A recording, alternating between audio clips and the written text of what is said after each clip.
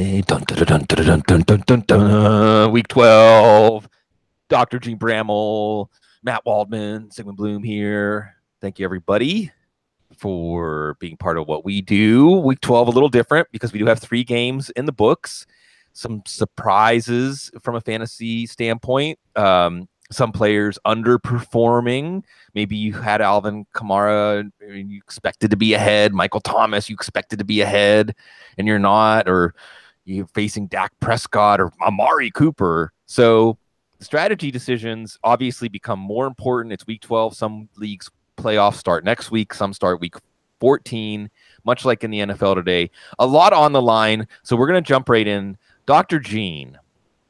And this is and Matt, you and I are going to walk the plank with Dr. Gene today and make some tough calls on some things where we don't really know what's going to happen. Let's start with the early game. We don't know what's going to happen. It is Doug Baldwin. And Gene, correct me if I'm wrong, they did call up a wide receiver from the practice squad. Yes, correct. But we also have some optimism based on the Rappaport or Schefter, I'm not sure which or both said that he's going to play. Now, last week, if you waited for Sammy Watkins and you played him, you might have lost because of it. If you're waiting on Doug Baldwin, what percentage of his normal self should we expect? Is there enough darkness around him to say you're better off going with just about any option that's going to run most of the snaps? Where are we at in the continuum of safety and fear with the divided by denominator of this is a great matchup? There's too much math involved for me there. Percentages and denominators and all of these things. Doug Baldwin looked great last week, I thought. Pete Carroll on Tuesday said he was his healthiest he'd seen him all year. And then on Tuesday, it wasn't an official practice, but in the workout on Tuesday, Baldwin strained his groin and then didn't come back to practice all week. The only thing I saw leading into yesterday was that he was able to run a little bit on Friday, which didn't suggest he was even doing much in the way of any individual drills, even on the side.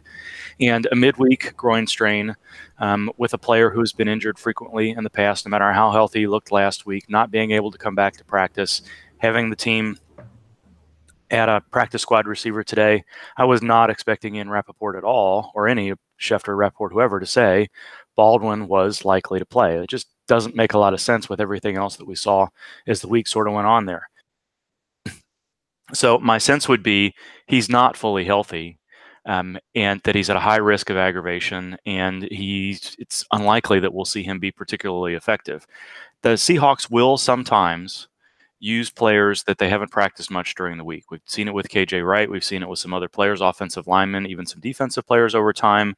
So I buy that there's a chance that Doug Baldwin is active, but there hasn't been anything from Baldwin to Carroll to anything that the Seahawks has done this week that would suggest that he's ready to play. So I still think there's a chance he's going to be inactive. And if he is active, it's one of those situations where you can easily see the floor being 1 or 2 targets and not much more than that. Okay, Matt. So, and for full disclosure, I'll talk about what I did because I had Doug Baldwin as an excellent, going back to setting our expectations at the beginning of the week, excellent play. Slot receiver, looked fantastic, should have had 2 touchdowns against Green Bay, and looked like, to me, a strong wide receiver 2, even with borderline wide receiver 1 potential in PPR leagues. Now, I knocked his projection down from about 7 for 65 and a 60% chance at a touchdown to 5 for 51 and a 50% chance for a touchdown, which moved him down from about wide receiver 15 to wide receiver 28. Some of the wide receivers I have directly ahead of him are guys like Larry Fitzgerald, Emmanuel Sanders, Allen Robinson. In a non-PPR league, maybe someone like Cortland Sutton. Some of the wide receivers just below him, guys like Marcus Valdes-Scantling, Corey Davis, Kendrick Bourne, Adam Humphries. So, and depending on what we hear in the warm-ups, I may move him down more or may move him up more. But I feel Dr. Gene and I feel Sammy Watkins last week, and I'm shying away from that. Tell me how you're feeling about Doug Baldwin right now, and then in turn, how that makes you feel about Russell Wilson, how that makes you feel about Tyler Lockett, how that makes you feel about David Moore in this very important game in Carolina today. I think that you're just going to have to look at the situation and say, with Doug Baldwin, I don't think 5 for 55 is low enough. I really do think you're looking at a 1 or 2 reception afternoon for him. And I think the part of that is just when you think about how a wide receiver has to respond in terms of what his game is about. He's not a long striding build up speed player. He's a short area explosive player in terms of his route running, his after the catch skills. A lot of his play is based on these hard jab steps and the ability to change direction in a short space. And unless, no matter which way he plants and goes, it's going to aggravate that and really put stress on that groin. So to me, I'd avoid him at all costs. And I think that when you look at the Seattle game in a nutshell, you're going to hope that they're going to hope that they can run against a team that tends to like to blitz.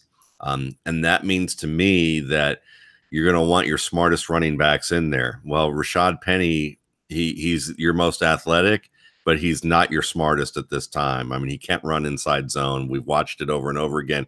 If you want, what happens is that people are going to recommend him a lot because they're going to see the Green Bay game where he reverses field and gets that long gain. Well, that was great result with a horrible process on that play. And he's been able to do that a couple of times. But Seattle runs a lot of that inside zone along with the gap plays. So, hopefully they can catch Carolina in a run blitz with him running a gap play. He could break that he can break a big one. But with all these different blitzes that they do run, I think that you're going to see more of guys like Carson and Davis, in terms of if Davis is healthy enough to go, who can create a little bit more, play with a little bit more patience to set up these Carolina guys. But I think Tyler Lockett's a good start. David Moore, I mean, the thing we've learned about David Moore is he ain't pretty as a route runner, but, you throw it up there and let him run under it, and he does just fine. So I think that Lockett and Moore are good plays. Nick Vanette's played pretty well of late. I mean, he was kind of that guy who, against tight coverage or getting off the line of scrimmage, his game completely failed whenever that happened. It was like at the Senior Bowl, it was like it's like the Jerry Seinfeld, the person looks like two different people depending on the angle that you take.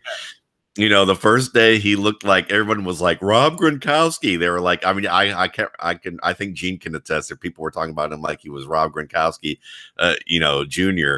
And then the next day he comes into drills, and every time someone laid a finger on him or played him tight, he dropped the ball just over and over and over again. But this year it seems like he's starting to come on a little bit in that department and be able to make a little bit more physical play over the past couple of weeks. And if he can continue that, that would be really a boon for this team. And so what about Russell Wilson? And let me cast it like this, because on one hand, all year we've been talking about there's so many quarterbacks. There's more than 12 quarterback ones for fantasy football, which I know pushes the definition of quarterback one, but based on typical season quarterback one scoring, then you get matchups, players that are inflated by their matchup. And what it means is a lot of people are going to have hard quarterback decisions today. Lamar Jackson adding to the mix doesn't help. Lamar Jackson or Russell Wilson, Jameis Winston or Russell Wilson, Phillip Rivers or Russell Wilson. So does the loss potential in taking it one step further, since you're basically projecting an ineffective Baldwin if he does play, does that move Russell Wilson down to the bottom of those 13 or 14 strong quarterback plays? I mean, I think we had a couple of them go on Thanksgiving with Breeze and Ryan. Or is Russell Wilson so resourceful? And let's face it, I believe, and you can correct me if you think I'm wrong, this has the a complexion of a high-scoring game. This has the complexion of a game of big plays on offense. Can Russell Wilson still create enough of those to be a strong, confident play on the road? And we know Russell Wilson on the road sometimes has let us down at Carolina. He can, but it's been a weird year because when you watch Russell Wilson in the past, there were a lot more plays when he was able to maneuver the pocket and extend the play for just an unreal length of time and find somebody open. This year, I haven't seen as much of that. No. This year, I've seen him try to extend the play and someone wrap him up before he got going, like before he could circle out of the edge, before he could make that second move that he needed to make to really buy that time. So considering what he's done so far, I think you have to put him down to the bottom of those players. But if you're desperate and you don't have 3 to 5 players to choose from, like most people don't, then you play him just because of the fact that he is smart enough, resourceful enough. He does still have enough weapons around him. And Carolina's defense, while they could be a big play defense in the way that they operate, they also can give up big plays as a result of that. And Wilson's the type of guy to exploit it. Yeah, I like Lockett for that reason. I think we've looked at speaking of that Seinfeld, depending on the lighting thing, those young Carolina corners have had some days where you really see their skill and their spirit come to the surface, and then some days where you see that craftier receivers can shake them. And I feel like that's how to lock it. On the Carolina side, and Gene, it looks like Torrey Smith back today. I think so. That's the plan. And Tevin Funchess out, at least doubtful. So, Matt, does that mean against Seattle, because it's Seattle's defense, which actually statistically is very good against the pass? Yes. What about Curtis Samuel? What about DJ Moore today?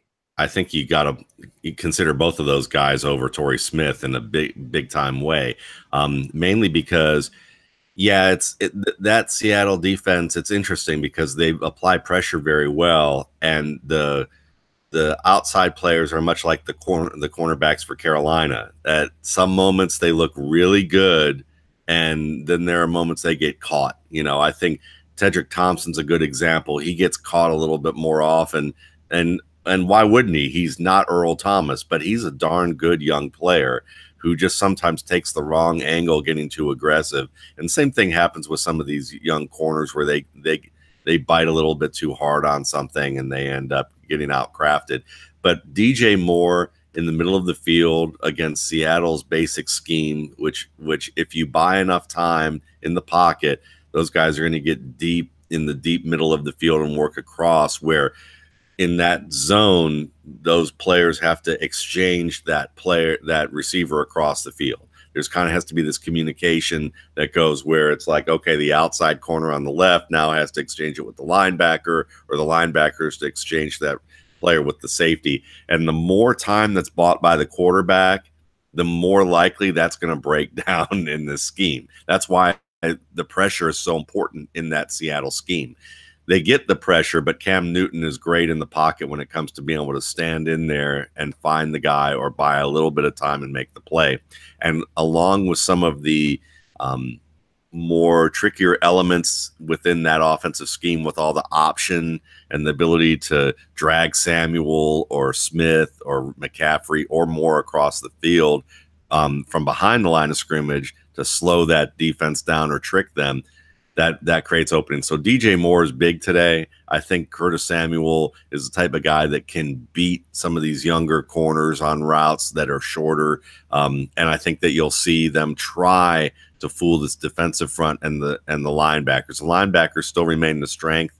And if they stay at home and don't get bitten by some of what Carolina does, then I think it's going to be a longer day for these receivers. But if they can use that running game to set up some things and force Seattle to bite on it, DJ Moore is going to have a huge day. And I think he's a guy that you got to start as he continues to play well. The only thing he doesn't do well is, basically fade routes against tight coverage, man-to-man, type of stuff. But they play a lot of, off coverage and zone that kind of runs off to the outside. So that bodes well for Moore. And then with Samuel, I think Samuel is the guy that really is kind of the boom bust play here. And KJ Wright also out. You talk about handing off between linebackers and safeties, and really the Wright Wagner combination has been big. But yeah, we'll watch Frank Clark in that one on this morning. The domestic violence in the NFL coming back into focus. Frank Clark, assuming he continues to do what he's done on the field and not off the field, is saying to Khalil Mack, "Thank you for setting the market for elite pass rushers." Speaking of elite pass rushers, we've got a couple of them back on the field. Joey Bosa and, of course, Melvin Ingram. But, Gene, that's not what we're concerned about for fantasy when we're looking at this Chargers-Cardinals game. Let's start with Melvin Gordon, because a lot of ways this mirrors the Doug Baldwin situation, except it's an afternoon game instead of a 1 p.m. Eastern start. And, we have reasons to think, based on all of the experience you have that, and also the matchup too. Another thing complicating this is, and the Bears have done a good job, because now we're hearing Mitchell Trubisky might not play next week. And the Bears, speaking of Khalil Mack, have done a good job saying, hey, if we think we can win, I don't understand why teams don't apply this logic more often. If we think we can win without this player, even though it's just a little bit of a sign of disrespect to the opponent, we have bigger plans. The Chargers obviously have bigger plans. They face the Steelers next week on Sunday night. What about Melvin Gordon and saving him for that Steelers game? Should we save him for our lineups? And then, of course, this brings Austin Eckler into focus too, against a terrible Arizona run defense in a game the Chargers should. And how many times have we said the Chargers should win comfortably and they don't? So again, the math, it's spinning my head. So I think first off, excuse me, it sounds like Gordon is going to play. Rappaport and Schefter both said he was expected to go, but Schefter said that he had to convince his coaches that he was able to go. And he followed that up by saying it was, the team was trying to look for some opportunities to get him some maintenance. But it really looks like Gordon is going to be active and play. Now, how healthy is he? How many snaps? How many touches is he going to get? Is a wide open question. And I think we can tell stories where he'd say just 5 to 10 touches. We can tell stories that would suggest that he's going to get his usual workload. He was on the injury report already on Wednesday, albeit fully practicing, with a hamstring issue again, which makes you already a little bit nervous. He missed a game in week 7 with a late breaking hamstring situation where they thought he was going to play and then chose not to play him. Came back after the bye week and had 3 weeks of arguably as many touches and looked as good as he did all year. So why was he back on the injury report? Was there already a maintenance concern with him on Wednesday? And then the knee situation gets added on Thursday and Friday. And Anthony Lynn was not really all that optimistic on Friday. So we're going to have to decide whether or not holding him out or just letting him go is the way to go. And it just makes you think that he's not healthy enough. And then to hear that he has to convince his coaches enough to play, he may have done that. But if he doesn't look good early in those first couple of series, or, as you say, if they do what is expected and they get a big lead at home against Arizona, if the coaches were already thinking about holding him out some and putting him, through a maintenance week, so to speak, then it's really easy to see him being shut down at that point. There's more reasons to think he may be held back and limited than there are reasons to think that he'll play. Now, definitely there's a scenario, you just said it. The Chargers sometimes are playing down to the level of the competition, and it's a close game. Gordon looks good in the beginning. He's looked good over the last couple of weeks. Probably, this isn't any new injury that we saw happen. It's a chronic situation. So maybe he's allowed to play the entire game and does get close to 20 touches. But I think that's much less likely to happen than the alternative. And further complicating when we project the Chargers offense today, Gene, Tyrell Williams now. And unlike the Gordon and Baldwin situations, we seem to have a little more clarity here that it's basically like, it sounds to me like the Chargers need to be very pleasantly surprised by what they see in pregame warmups, or we won't see Tyrell Williams today. Yeah, and that speaks to what's going on with Gordon as well. So we've got one report on a player, an offensive player that's still pretty important to this team's success, who probably the same sources, telling these guys that he has to look good in pregame warmups to play and that it's doubtful that he's going to go, versus what we're hearing from Gordon, which is why at this point, yesterday I said Gordon was more doubtful than questionable. Today, I think we're getting to the point where it would be a surprise if he wasn't active. So I don't think Williams is going to play. We've already been told again with Gordon that they were looking for reasons to rest players that are important to them later. Williams' injury is significant enough where they're not sure he's going to be able to go at all. So he's going to have to look perfect in pregame warmups. And again, why rush it? You've got other options there. I think it's very likely that he's going to be inactive today. Okay, Matt, we have to take a stand with Melvin Gordon today. And yesterday I actually, at this moment, so here's some stuff I'll toss out that you can use to frame where you're at, Matt. Okay. I actually have Austin Eckler ahead of Melvin Gordon in my projections right now.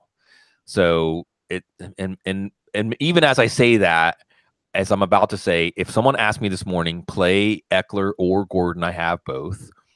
I'm inclined to say play Eckler. I just see more outcomes, more paths to an Eckler game where there's safety in Eckler and there's upside. There's not safety in Gordon, even though there is also upside. I have one decision in the lineup. It's Gordon or Dion Lewis. And because of the Titans offense's turbulence and seasickness of playing their players, I'll probably will play an active Melvin Gordon over Dion Lewis. I don't have any Austin Eckler decisions. Just to add one more optic to this. I would absolutely. I mean, I'm running for the hills from Melvin Gordon in DFS, because even though the matchup would indicate that he had a chance to be the number one running back this week, and Austin Eckler, obviously, because the DFS prices give you that denominator of how cheap he is, because this wasn't an expectation going into the week, he's a strong play. So let's take the Chargers running backs first. What's our advice? Is it too strong for me to say, and I'm asking myself this question, so I'm listening closely when you answer, Matt, play Eckler over Gordon today? I think you do. And I think the way that Gene framed it is enough for me. I mean, I think that's kind of where I come in these situations, because otherwise I'm just inventing stuff. You know, as Gene's talking and I'm thinking about being hopeful for Melvin Gordon, I'm thinking, oh, well, maybe some intern forgot to add him to the injury report for the past few weeks. And all this was a weird misunderstanding. And Anthony Lynn, like many coaches who don't know the head from their tail at certain moments about a big organization, gets asked a question about Melvin Gordon, looks at the injury report in the prep before that thing, and is kind of like, oh, well, you know, it's a bigger deal. And Gordon's probably sitting there in the background going, I've had this every week. I'm fine. I'm not. This is not a big deal, and it's all a comedy of errors. But you know, again, that's the mind of somebody who's just trying to create things. I think that at this stage of the game, the best answer is to start asking questions about what other players on other teams that you would choose, rather than trying to split the atom between Eckler and Gordon, because I think that's the most troublesome thing. Oh, what about like Gordon versus Dalvin Cook? You know, that's a good question. I would probably go with Dalvin Cook, even though he got held back last week. You know, the week before he looked very good. So I would probably give that a shot. Let me ask you one. How about Isaiah Crowell or Melvin Gordon? I'm staying away from the Jets offense today. I mean, if I was going to play a Jets running back, it would be Elijah McGuire, just because of the likely game script against New England. How about Duke Johnson? In a PPR league, I still have Gordon slightly ahead, although that Cincinnati matchup against those linebackers is good, and it would not surprise me. And I do think that hopefully we'll get a little bit more shading in this picture when we hear the nature of the reports about Melvin Gordon. But unfortunately, with Duke Johnson, you have to make these. I'll tell you some other running backs that I have close to him in my rankings. Okay, all right. Gus Edwards. Of course. Let's go. Let's just cut to the chase and talk about Gus Edwards today, and let's go down that rabbit hole right now, because I think in a non-PPR league, it's very close. In a PPR league, it might be a little bit tougher. But how confident should people be to play Gus Edwards today? Oh, I think they should be very confident in playing him, because it's really it's not so much that he's a fantastic talent. It's just that he complements so well what the Ravens want to do on offense, which is run that option attack. So what you're seeing is Lamar Jackson on the outside. Let him be the creative force for you in terms of changing direction and setting things up and the trickery.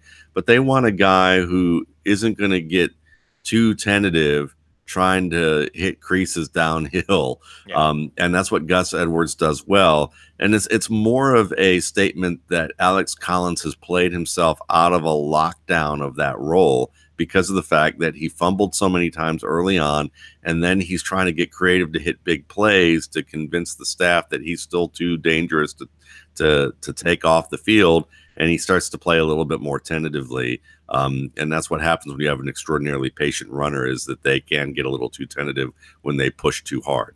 And so that's what you have happening there. Gus Edwards just gets downhill, break tackles, does what he needs to do, and then you set that up well enough behind that good offensive line that Lamar Jackson barely gets touched on a lot of these, outside plays where he's getting 7 to 8 yards and going out of bounds.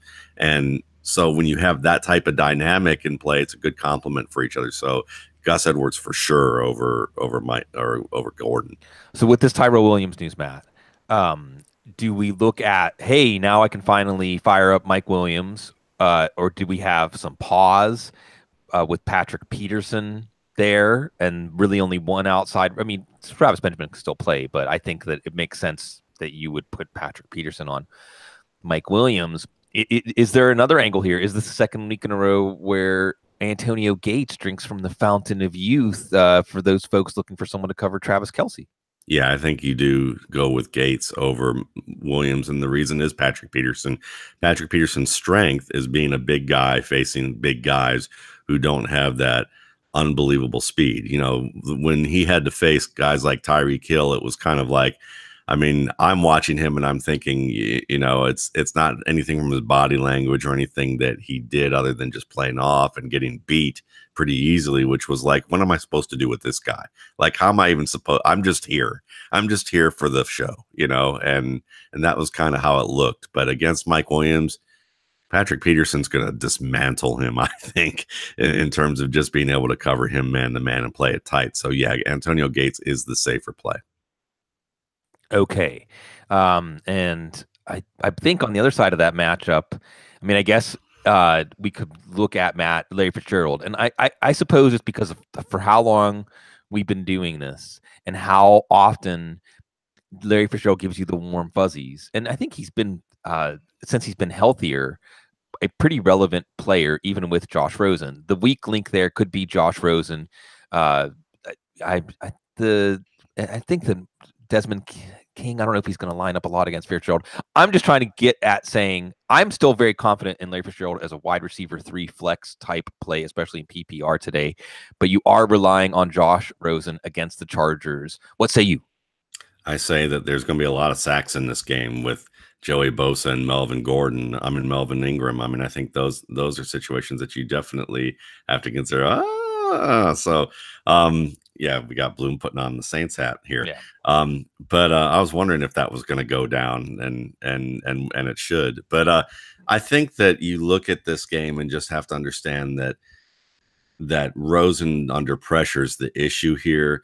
Fitzgerald against whether it's Derwin James against Desmond King, he's going to find openings, but it just depends on how well Rosen can get the ball off to him with those two edge defenders. Now, the fact that Corey Liuget is out and out for the year does cause some issues with them being able to compress the pocket a little bit. So I think that Rosen will have some opportunities to escape the pocket by climbing a little bit better than what he would have if Liuget were healthy. So I would start Larry Fitzgerald in this, but yeah, he is a low end kind of flex wide receiver 3 for me. So now I'm in the New Orleans community officially in a few weeks. So my love, we battle out. Actually, the first Saints game after I moved to New Orleans is going to be the Steelers at the Saints. So the black and gold, the black and gold loyalties, black and old gold or black and gold. But you know, maybe we have a Saints Steelers rematch a month or so after that. But there's one team. Let's talk about the one team to beat the Saints this year. It was the Buccaneers, Gene, all the way back in week 1. But the Bucs get the 49ers today. And my question to you has to do with the Bucs defense, because it's already a defense that we were exploiting in fantasy football. Is it going to be even more compromised than usual today? I mean, I think it could be. I still think the biggest deal with them is missing as many folks in the back 7 as they are. I think Levante David, Quan Alexander has been out for a while, and we're missing Justin Evans now too. The secondary just has not been good on the outside either. It's just not the same team it's been. Vinny Curry is still likely to be missing. Gerald McCoy has been banged up for a long time. It's just not a good situation the same way it was earlier in the year. And Jason Pierre-Paul game time decision today? He's always listed where he's not doing much in practice. I think maybe last week he was much more likely to play in the situation because he was facing the Giants versus what we're seeing now. I'm expecting him to play, but it still wouldn't surprise me if he's inactive. So, Matt, the contrast here is from a NFL perspective, this game has no important implications except for draft position. From a fantasy perspective, it could be the highest scoring game of the day. Let's start with the San Francisco side because of that Tampa Bay defense missing Quan Alexander, Levante David, Justin Evans, I think MJ Stewart, one of their young corners is out, and so on. Jason Pierre-Paul, not 100%. Gerald McCoy, on and off the injury report. Nick Mullins, the Nick Mullins story continues, but we have Marquise Goodwin away from the team for a personal matter. We have Pierre Garçon out. Obviously, George Kittle, all of the George Kittle. But and how excited are we to play Matt Breida as now that even with Kareem Hunt, and Todd Gurley out, I'm getting some questions that indicate to me folks have 3 or even 4 good running backs to choose from, thanks to listening to Matt Waldman and picking up Nick Chubb, who's obviously in your lineup. So how excited are we about Matt Breida? And do we dabble in some Kendrick Bourne or Dante Pettis today with 2 of those receivers out? Well, it looks like I'm going to have to with Tyrell Williams out. I'm going to have to choose between guys like Bourne, Richie James, and Dante Pettis in this particular matchup. But I think this kind of brings out the 14 or 15-year-old in me who wants to get together with my friends and do stupid things like, weird experiments that might wreck the house, Right. and I think about that when I see George Kittle, just going through here. It's like, how fast can a hot knife run through butter? And can I stick like a big thing of it on the wall and like see if I can like throw the knife into the wall or some sort of silly thing like that? So I think that Kittle's an obvious play. Breida, listen, I'm sold on Matt Breida. The fact that he went from being an option running back who was just all athlete in so many respects to really picking up how to run outside zone and do it as patiently as he does. It's just a testament to him. It's just my biggest concern is he going to fall apart after a quarter and a half? I mean, that's the thing with him, is that like, it's like, you just want him to be completely healthy. So if I'm going to make rules, if I'm going to like have tiebreakers, I'd say his health is going to be kind of the minus end of that spectrum, is whether he can stay healthy. So he's probably in the middle to lower half of, if you have 4 to 5 running backs, it somehow you can choose from there, or 2 to 3. He's probably 2 or 3 depending on what the matchup is. Bourne's probably the best bet, just because he's the safest guy. He's been on the field the most. He's the one who probably has the greatest rapport with their quarterbacks. Pettis is your boom bust play, just on whether or not he's healthy enough to go, and he can draw some matchups against these bigger, stronger, slower, more easily fooled cornerbacks. So you could see him running a couple double moves and maybe getting wide open, but it just depends on whether he's going to be seen in that regard. So, Gene, I'm going to actually toss you this one, a straight up fantasy question. And I know that all of your teams are in playoff contention right now, so you have some decisions to make. I don't know if you have any Jameis Winston decisions, but I know, but I know just from your approach to your analysis and your approach to decisions that I'm interested to hear what you would have to say if people are asking about whether to play Jameis Winston today. Because on one hand, you have the proven upside. Has there even been a game when Tampa's thrown for less than 300 yards this year once? But you also have the risk of Winston not finishing the game. And I know that there's a caveat here, or a condition of, well, if you need one of the top 3 or 5 highest scores of the week and you're weighing Winston against Deshaun Watson or Phillip Rivers or something like that, then that makes Winston make more sense. But just what kind of feeling, when I say playing Deshaun Watson today, what kind of feeling does it give you? Deshaun Jackson or Deshaun Watson? Deshaun Watson. Yeah. Jameis Winston. Sorry, brain. I'm fine playing. What did Adam Harstead say last week? Either you're getting 4 to 6 touchdowns or benched by the end of the first quarter with a Tampa Bay quarterback, and there really hasn't been anything in between. So I for me, it comes down to what you had kind of inserted in there, which is, what do I need? If I need a huge day and I don't think my other alternatives have any chance of getting me a 4 touchdown day, then I'm going to play Winston and live with the fact that we could see Ryan Fitzpatrick at any time. Just seems like it's just really strange how these first 12 weeks have gone in Tampa Bay, that sometimes the player that comes off the bench seems to have a much better feel for what's going on in the game than, the spiraling downhill business that we've seen from both Winston and Fitzpatrick in a couple of these situations. The Buccaneers had to have a good reason to bring Winston back with some of the contract issues that are involved with him and the escalators and such. So I think that it's going to be a little bit harder for them to bring him off the field if he struggles early, which would give him a chance to recover by the end of the game. But we've seen Tampa Bay do that before, where they're pulling players regardless of what's going on. So I think, again, for me, it is, we know that the Tampa Bay quarterbacks have 4 touchdown upside. If you don't feel like you've got that someplace else on your bench, then you go with Winston if you need it. If you're looking for a little bit more of a safer alternative, you use your safer alternative. But I think there's a pretty good chance that Winston makes through this game today. I know we pin you down on the injury questions, but I'll try to pin you down on this one, because this is the question a lot of people are asking. I've seen this all week. Winston or Lamar Jackson?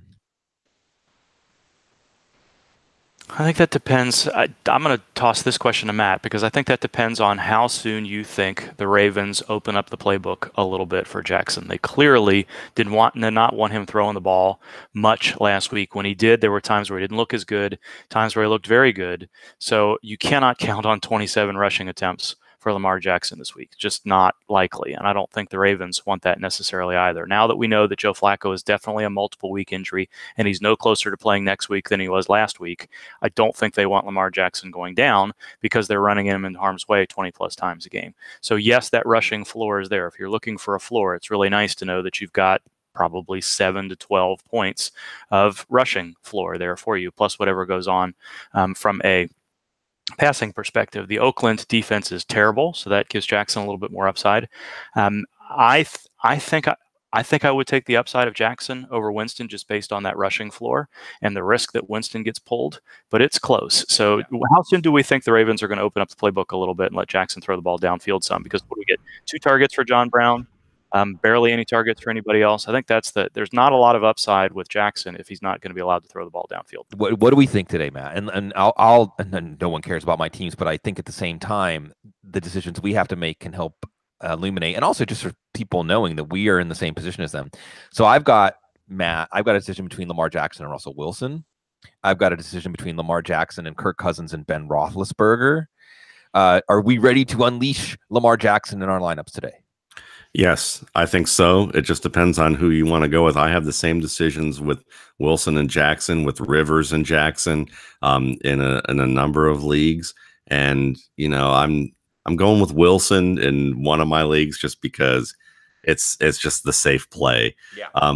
But there are some teams where I'm considering Jackson just because I know that everyone's saying, the odds are against you that he's going to carry the ball 27 times again. And I think that's reasonable to say. But I do believe when you look at what he did last week, a lot of those carries, I hate to say easy carries, but they were low contact carries. And all it takes is maybe one Bengals headlock attempt, and some trash talking to ruin a day for a player. And the same thing can happen with Oakland where somebody does something stupid, because just insecurity and tries to talk trash after they basically got beaten for 12 yards up the sideline. But at the same time, his elusiveness has been good. He's a more sturdy, durable player than what a lot of people may think, because they look at that thin frame and they think of him the same way I think they thought of AJ Green, which is like, oh, he's not going to be able to catch those types of tight coverage passes in the NFL and survive, the way that he's doing this at Georgia. Little did they know that those guys sandwiching him were guys like Eric Berry, and he was doing just fine. And I think Jackson's kind of in that same boat. They will open up the offense this week. I think that, I think the biggest thing is that they just didn't feel comfortable with him having that flu and not being able to be in practice at the level that he was, that they were unable to really trust his opportunities, downfield. And I would say you're not going to be starting John Brown, with this. You're not going to be starting really any of the receivers with this. It's just a dice throw. But at the same time, you hope that Lamar Jackson hits one or two of those guys for bigger plays. And I do think he gets somewhere between 15 to 17 runs in this game, which is still more than most people would see. And in the interest of full disclosure, I'm playing Kirk Cousins over Jackson. I'm playing Russell Wilson over Jackson. I have Jackson as my number 14 quarterback. I have him basically at that borderline between the automatic starters and the streamers, the Eli Mannings and Baker Mayfields of the world. And I'm with you in wanting to exercise some caution here. I'm actually a little worried that this game will be too easy for Baltimore. I think the next week against Atlanta is when I'm ready to fire up Lamar Jackson in my lineups. That's when I think we may see Lamar Jackson really spread his wings as a passer, as a fantasy quarterback. And I am telling people every time I've gotten the question, Matt, Winston over Jackson. What would you say?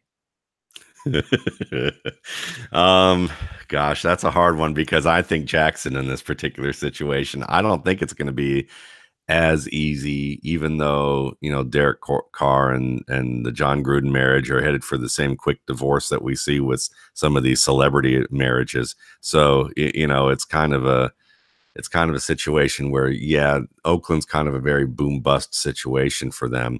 I think because of the number of weapons that are there, the familiarity that Jameis Winston has, it is probably safer to go with Winston. And speaking of those weapons, how much do we push with OJ Howard out for the season now? How does Cameron Brate become one of those, not necessarily a top 5 play, not a Kittle, not an Ertz type, but right below that? Is he a guy that you're considering with the likes of Jack Doyle, et cetera? Yeah, simply, yes. And does that at all affect your decisions on Adam Humphries and Chris Godwin, also with the extra factor of their value with Winston versus their value with Fitzpatrick? Yeah, a little bit, just because I think that the Humphries Godwin thing is kind of a crapshoot every week at this point, unfortunately. But I think Godwin has been more the steadying influence between the two quarterbacks. I think he's a guy that his volatility goes from being a potential high-end wide receiver 2 some weeks, and then now to being a guy who's 4 for 60, as a box score, 3 for 30 type of situation. That's his floor at this point. Whereas Humphries, to me, is like, he just doesn't have the great upside. He may not have and he has a little bit lower downside than Godwin. So Godwin gets the edge there. So I mean, looking at it also from who they play and how that matchup works, I think that you probably look at this and look at maybe Godwin being a little bit of the safer play because of what he can do on the outside for you as well. Very interesting game, that Tampa-San Francisco game from a fantasy perspective. Could be a big one. And even people who are willing to stick their neck out for Nick Mullins could be rewarded, because it seems like an offense that can just execute the plays as they're drawn up will move the ball against Tampa Bay. Gene, this is time for more of my emotional support than supporting my fantasy teams, but it obviously is implicating a lot of my fantasy teams. And I'm gonna do the neurotic thing, because I am a neurotic, and say, as much as I wanted this to be a week to feel good about playing Rob Gronkowski, other than him being, I think, as you put it, his goofy self, we didn't necessarily get a lot of signs that Gronk is going to return to old Gronk. Or do you want to say, no, cheer up? I think you can look at this as a cheer up situation. At least you're going to know today, right? You'll know within the first quarter whether or not these month to 5 weeks of rest and rehab for Gronkowski did him good, or whether or not this rest of the season is going to be just boom bust all the way. So if he looks like he's moving, if he looks like he's blocking capably, if he's as explosive vertically and laterally as he's been in the past, then I think we're much closer to feeling like the back issues are behind him and we can move forward. If not, then just not going to be it this year. And on another front in this game, well, really quickly, Sony Michel, more optimism, same as before the bye, and reason for pessimism? I don't think so. He told reporters this week that he felt better than he did when he initially came back from that preseason situation in week 2. So that's a great sign, especially since he did get a little bit of work before the bye got here. Again, who knows how they're going to use him? Rex Burkhead return right around the corner. So I think a really good game for Michel today would go a long way to kind of easing fears that this is going to become a 3-headed monster situation when Burkhead comes back in a couple of weeks. And is there anything on our Burkhead? I mean, other than he was walking around, I didn't see anything over the bye to give us any more guidance on whether he's going to return next week. No, but just all the discussion that we've heard over the past, arguably, month that suggests that Burkhead is going to be able to come back. And now knowing that there probably was some sort of neck situation, and that they just erred on the side of caution, say we're just going to take the full 8 weeks and use that roster spot for you because we know we've got a deep depth chart at running back, is a good sign. And I'm pretty sure, I'm just checking right now, I think that week 13 is so we may even be able to see him back on the active roster next week against the Vikings. So, but here's the one I want to get your insight on, or anything that any Spidey sense you're picking up, because sort of like the Le'Veon Bell situation, something is reported that is somewhat troubling about Tom Brady, that he hurt his knee running one of those special plays. He didn't practice this week. I think we're all carrying on when projecting this offense, and even looking forward, as well, Tom Brady's fine. Is there a chance that Tom Brady's not fine? He's going to play. I think not having a healthy Rob Gronkowski is an issue. Still assimilating Josh Gordon to the offense is an issue. Not knowing exactly which running back you're going to have as your kind of move the change between the tackles type of player because Michel's been in and out. All of that is affecting this offense. Has Marcus Cannon missing time with concussions and otherwise, Shaq Mason being out for a couple of weeks, the cohesiveness of the offensive line, all of those things are issues. And I think you can see the Patriots try to address that. So we're going to give Michel a little bit extra time to recover. We're going to give Gronkowski time to recover. We've done the same with Edelman a little bit, and hopefully they're all kind of rounding into form for this last month before the playoff push. But I do think, this gets predicted all the time, seeing kind of cracks in Tom Brady's armor and those sorts of things. He's never been as mobile in the pocket over the last couple of years as you would have expected him otherwise. So I think more of a pocket passer. If you've got a healthy Gronk, if you've got a complement to James White out of the backfield so they don't overuse him, then maybe you worry a little bit less about Tom Brady. But I don't think he's the same player as he was last year and certainly not 3 or 4 years ago. And you're not worried at all that like coming out of the bye? I think the Friday mispractice was illness related. I don't have any reason to doubt that necessarily. We've seen Brady on the injury report with knee issues in the past. We know he doesn't move all that well. There wasn't anything on the video replays of that injury where his knee hit the ground that suggested that he's got more than just a little bit of banged up situation. He's always out there with those braces with his ACL history in the past. I don't think there's anything more to it than that. And I think it's the totality of things that are going to kind of come together for Brady or not and the Patriots. Okay, Matt, do we embody the spirit of Gronk when it's time to decide whether to play Gronk today? Do we go for it, or as someone in my mentions, I wish I remember put it like, oh, great, another 4 for 50. Do we just go over to restore expectations to what they were before his injury, which were low anyway? Yeah, I think you go for it with him. I mean, if you're complaining about 4 for 50, then you might as well be complaining about an 80 or 90 yard day from a running back. Yeah. I mean, that's basically what that is for tight end speak. And maybe he's no longer the dominant force he was, who's, as you mentioned, Gene saying, doing silly things or goofy things, when he's on the field, like, landing neck first onto the ground after flipping over people, running 50 yards down the field and seemingly being okay. But he can still beat people off the line of scrimmage. He's still a mismatch issue because of what he can do in tight coverage. He can break a tackle or two, still an effective blocker. He's still one of the top 5 tight ends in the league.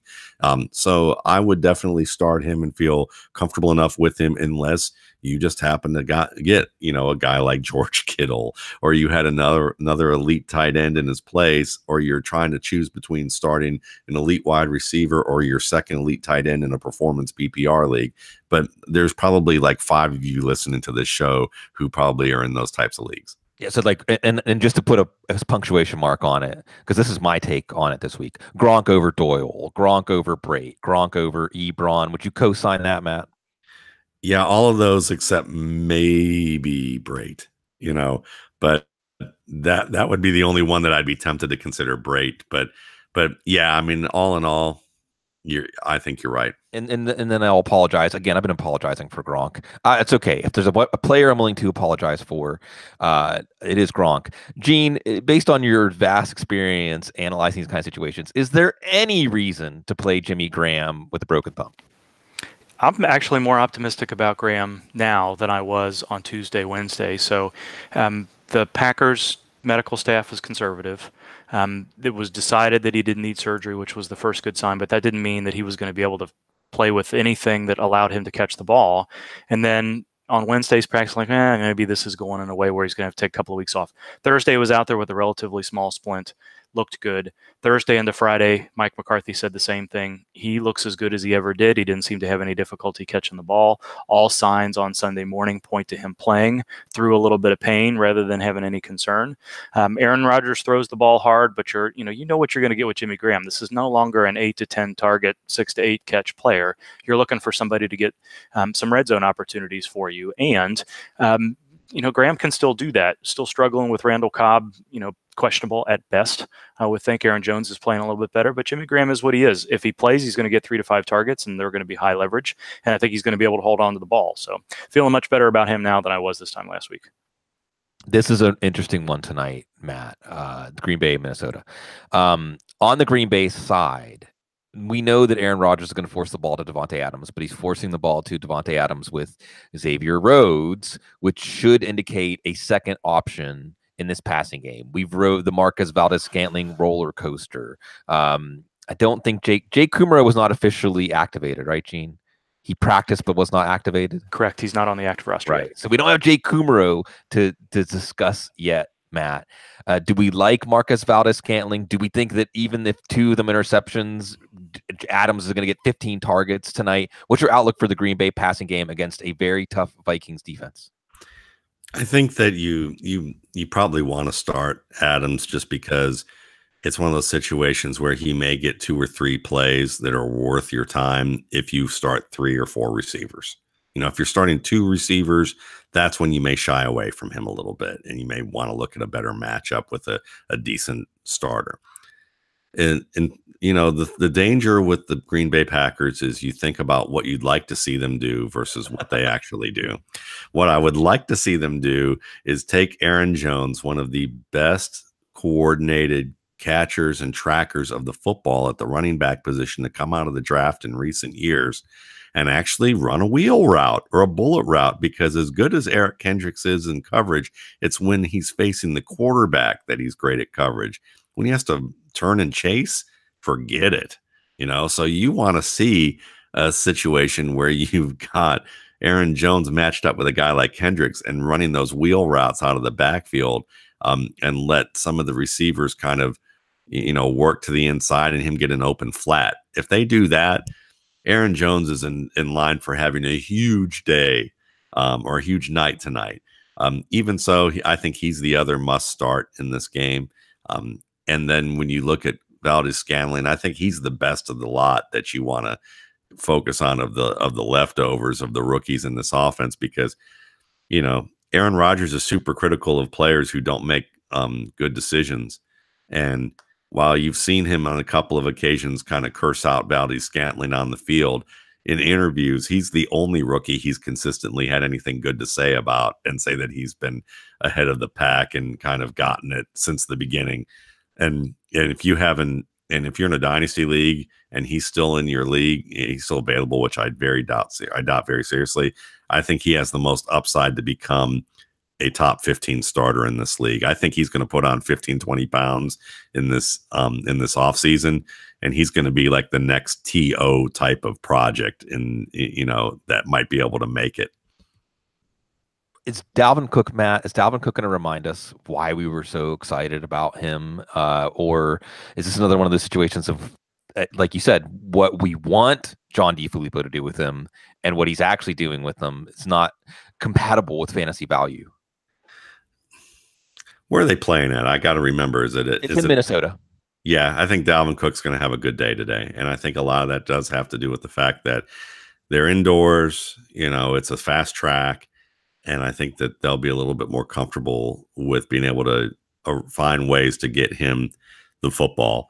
Unless, I don't know, Kirk Cousins goes off the deep end and is doing the how you like me now kind of stuff all the time. But Cook is good. I think Cook is going to be in store for a rebound against a team that will maybe get a little bit over aggressive in certain situations, against a defense that may do that. So, and I also think that they need to calm Cousins down a little bit.